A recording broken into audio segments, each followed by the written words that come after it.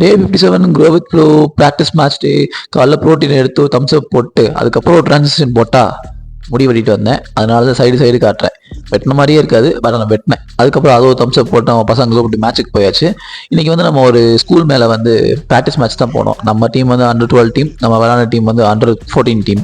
So அங்கே போய் பார்த்தா நம்மளோட சீனியர்ஸ் அண்டர் 15 வந்து அங்கே மேட்ச்சுக்கு ரெடி ஆகிட்டு இருந்தாங்க. ஸோ அவங்கள ஒரு வீடியோ எடுத்துகிட்டு இதுதான் அந்த கிரவுண்டு, அந்த கிரவுண்டை ஃபுல்லாக காமிச்சிட்டு அந்த கூட்டத்துக்குள்ளே நம்மளும் ஒரு ஆளாக போயிட்டோம். நம்ம போன நேரம் கரெக்டாக ப்ரே பண்ணிட்டு இருந்தாங்க. சரி ப்ரேயரப்போ ஃபுல்லாக ஒரு வீடியோவை போட்டுட்டு அதுக்கப்புறம் நம்ம பையன் ஒருத்தன் வந்து ஃப்ரீக்கு எடுத்தான், கரெக்டாக மாட்டிக்கிச்சு.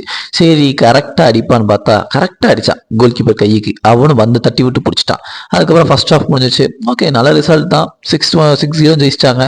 அது வரைக்கும் பக்கத்தில் ஒரு ஊஞ்சல் இருந்துச்சு. நானும் சின்ன பையன் மாதிரி ஊஞ்சல் ஆடிட்டு அடுத்து நம்ம பசங்களுக்கு மேட்ச் டைம் வந்துச்சு.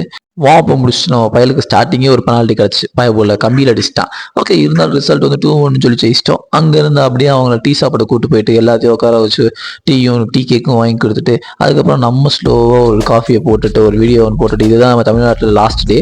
அதுக்கப்புறம் ஒரு வாரம் வந்து பெங்களூர் டேஸ் வருது. ஃபாலோ பண்ணிக்கிங்க, ஜாலியாக இருங்க.